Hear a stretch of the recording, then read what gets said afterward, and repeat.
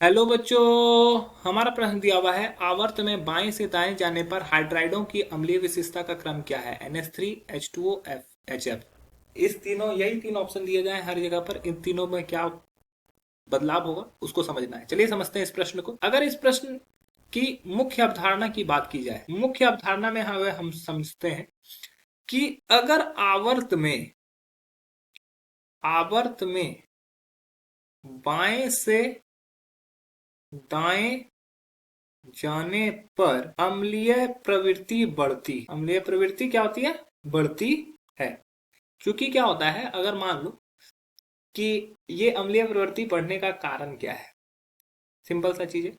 क्योंकि आवर्त में हम जब बाएं से दाएं जाते हैं तो वो धातु पहले होता है बाएं तरफ में, फिर हमारा बीच में उपधातु होता है और अधातु होता है। ये क्या होता है? अधातु आ जाता है फिर। ठीक है। तो धातु का जो ऑक्साइड होता है वो कैसा होता है? वो क्षारीय होता है।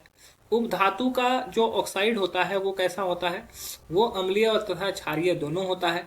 और द्विधर्मी बोल सकते हो, द्विधर्मी हो सकते हैं। और अधातु का जो ऑक्साइड होता है वो कैसा होता है? अम्लीय होता है। ठीक है।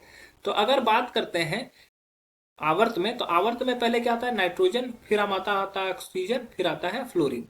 तो अगर इसका हाइड्राइड बनाएंगे तो ये NH3 होगा। और नाइट्रोजन पे क्या होता है? यहाँ लोन पेयर होता है। ये लोन पेयर क्या है? लुईस क्षार कहलाता है। क्योंकि लुईस क्षार का मतलब क्या हुआ? जो इलेक्ट्रॉन पेयर को आसानी से डोनेट कर देता है उसको लुईस क्षार बोलते हैं। और ये इलेक्ट्रॉन पेयर को डोनेट कर देता है, अतः ये लुईस क्षार की तरह कार्य करता है। जब इसके हाइड्राइड को बनाएंगे तो ये H2O बनता है, ये जल बनता है। जल क्या होता है? उदासीन होता है। न ये अम्लीय होता है न क्षारीय होता है, उदासीन होता है। और जब इसके को बताएंगे तो ये बहुत ज्यादा अम्लीय होता है। ये क्या होता है? अम्लीय होता है। तो देख रहे हो कि ये क्षार की बात है, ये उदासीन है, ये अम्लीय है। तो बाएं से दाएं जाने पर क्या हुआ? अम्लीय प्रवृत्ति बढ़ती है। तो हम लोग का HF जो होगा वो सबसे अधिक अम्लीय होगा, फिर ये उदासीन हो जाएगा, और सबसे कम अम्लीय जो होगा वो NH3 होगा। तो हमारा जो पहला ऑप्शन दिया हुआ है वो बिल्कुल सही दिया हुआ है, अन्य ऑप्शन गलत हो जाएंगे। आशा है कि यह प्रश्न आपको समझ में आया होगा। धन्यवाद।